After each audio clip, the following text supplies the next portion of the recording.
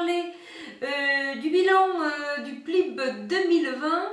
Alors, c'est avec joie que je vais un petit peu vous faire le récapitulatif de cette année 2020 que j'ai passé auprès de toute l'équipe des organisatrices du PLIB 2020, ainsi que j'ai eu le plaisir de partager beaucoup de lectures et d'avis avec les autres jurés. Et j'ai eu la joie en fait de participer à de nombreux challenges et que ça c'est un plaisir fou parce que ça motive, c'est captivant un petit peu, on a envie de beaucoup plus lire. Alors malgré que cette année j'ai été beaucoup occupée, comme je vous l'ai précédemment dit, et que j'ai un petit peu moins lu que l'année précédente. À mon grand regret, mais bon, j'ai pas pu en faire mieux. Mais bon, je vais vite me rattraper, bon, pour l'année 2021 qui va arriver. Parce que là, mon rythme de lecture a repris, donc, et en plus, il y a de superbes lectures qui viennent d'arriver et qui me donnent une envie folle de lire et de découvrir ces nouveaux romans. Mais trêve de blabla, reprenons le sujet principal. Donc, je vais vous dire un petit peu ce que j'ai pensé des 5 finalistes du PLIB 2020. Donc, il s'agit en fait, vous avez Féline de Stéphane Servan, qui est en fait de la jeunesse et de la science-fiction. Nous avons aussi Fille de rage de Jean-Laurent Del Socorro. Alors là, c'est plutôt du fantastique et de l'historique. Ensuite, il y a La Cité des Chimères de Vania Pratt dans la catégorie fantasy. Nous avons Mère morte d'Aurélie Wallenstein dans de la fantasy, dans du fantastique, pardon. Mais comme bon, je m'en mêlais un peu les pinceaux parce que bien souvent, ces livres précédents sont de la fantastique. Et je vais finir par Les brumes de Sandrelune de Georgia Candelora, qui est dans la catégorie fantasy. Alors, qui sont en fait toutes mes catégories de livres préférés que je lis le plus au cours de l'année, qui est du SFFF, science-fiction, fantasy, fantastique. D'ailleurs, toute ma bibliothèque derrière, la majorité est dans ce domaine-là.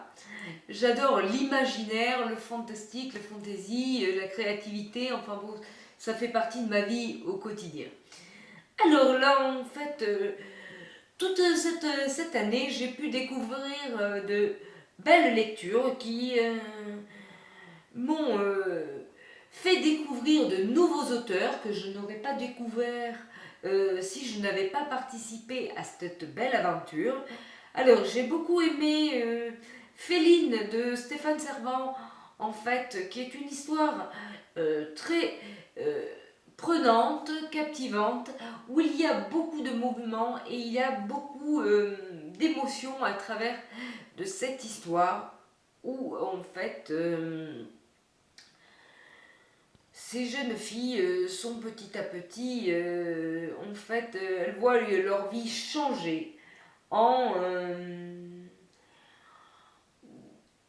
et c'est surtout se faire accepter en étant différente des autres. C'est le message qui est transmis à l'intérieur de ce livre et qui est très important là-dedans, car bien souvent, quand on est différent, on est souvent rejeté.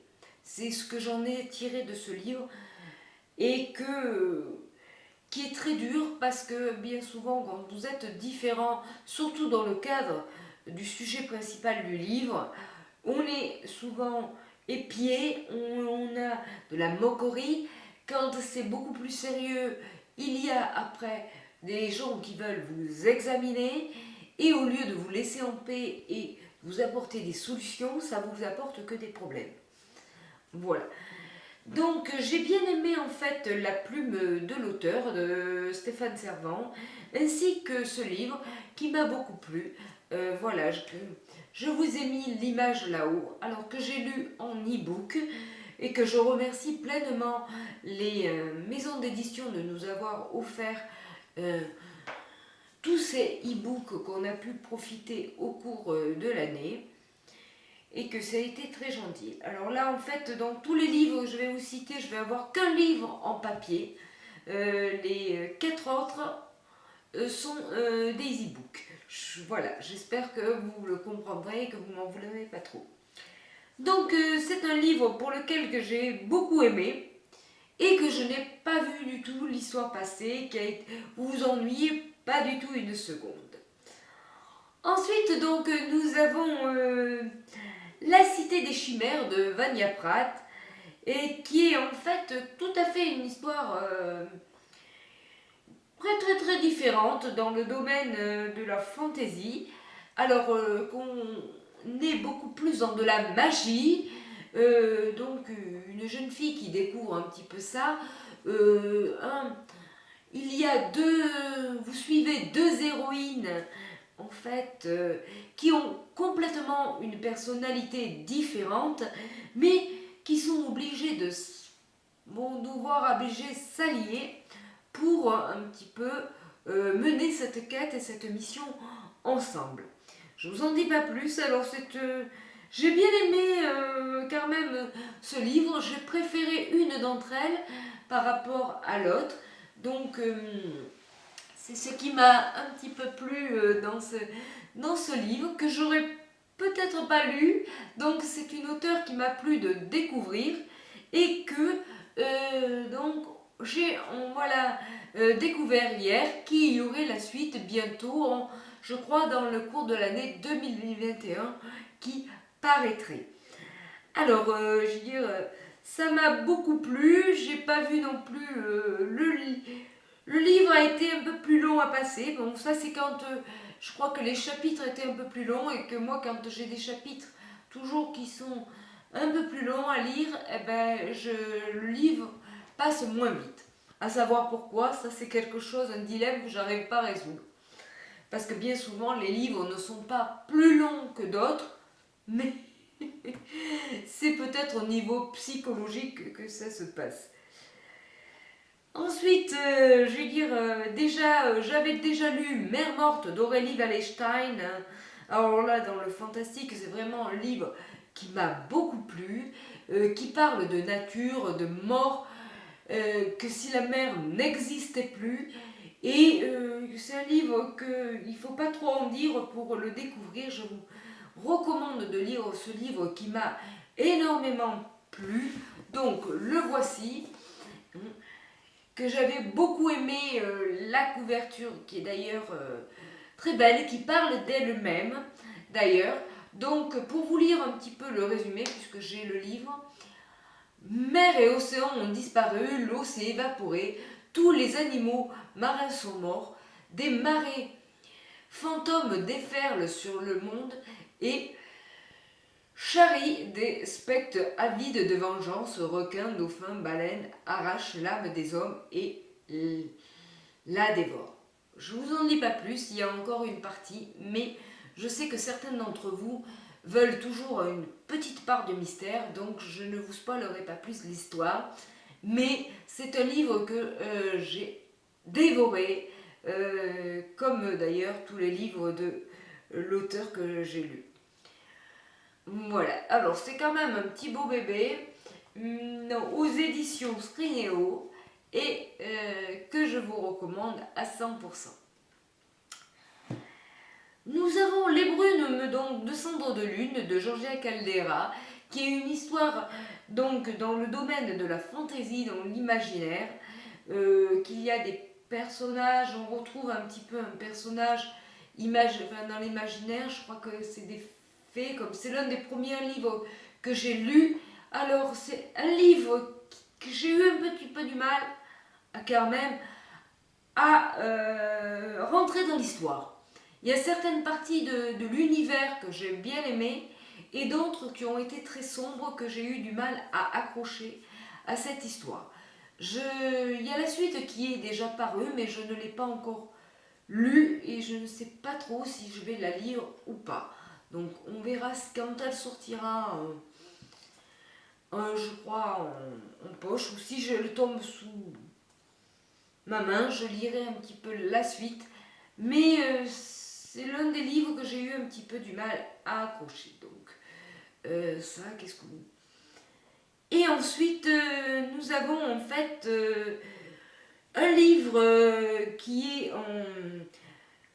Alors, je ne vais pas me tromper dans le titre, parce qu'à chaque fois, je me trompe avec ce titre. Donc, c'est pour ça que j'ai un petit peu tout noté.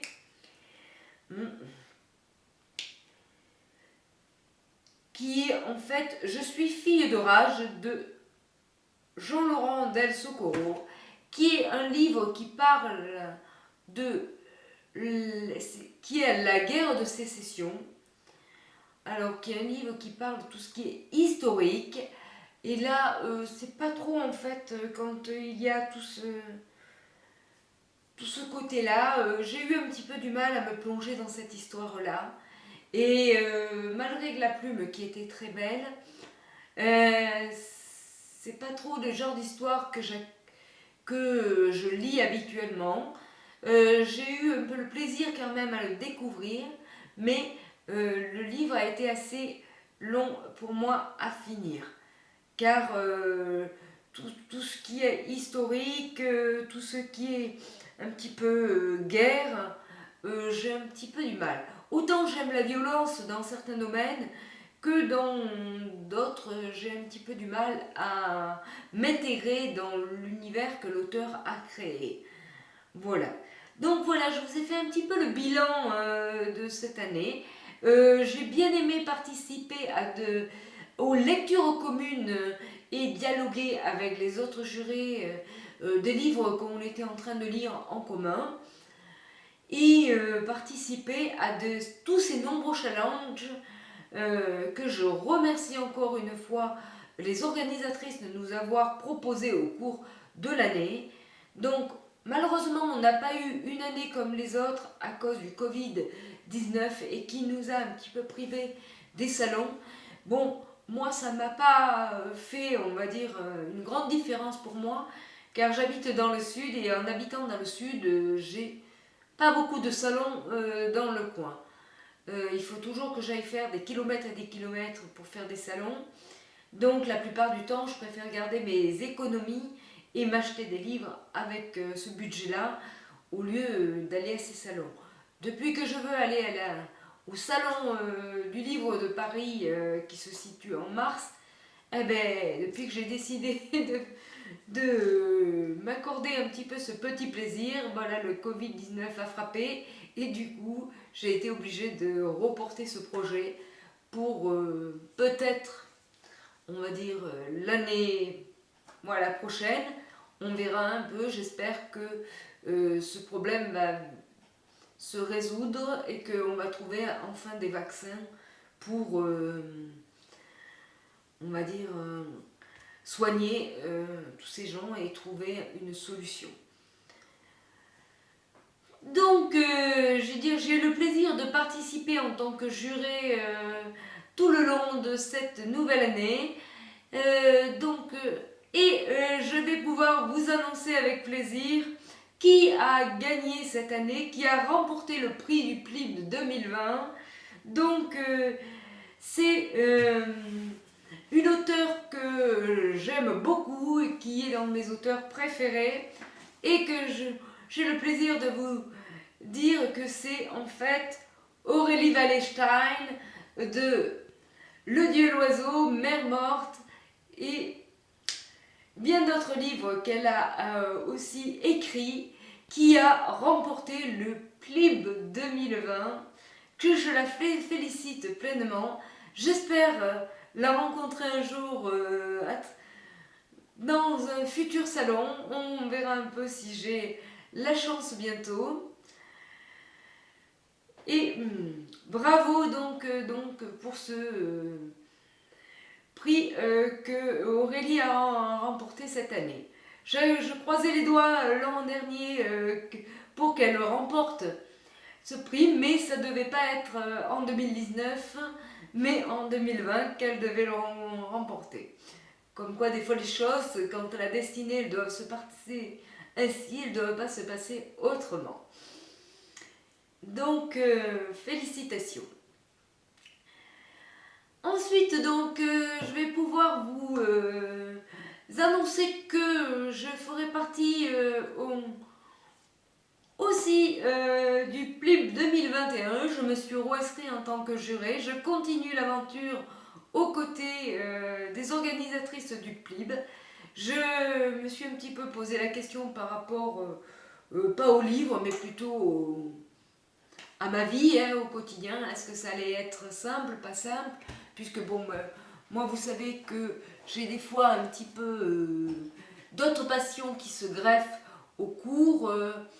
Mais ma passion d'élève est trop grande, j'ai beaucoup aimé partager cette aventure avec toute l'équipe et d'autres jurés, donc je n'ai pas pu résister et j'ai eu envie de continuer l'aventure à vos côtés. Merci beaucoup pleinement, j'espère qu'on se retrouvera sur les réseaux sociaux. Dites-moi un petit peu quel livre vous avez bien aimé parmi les 5 finalistes. Et je vous retrouve bientôt dans un point lecture. Au revoir.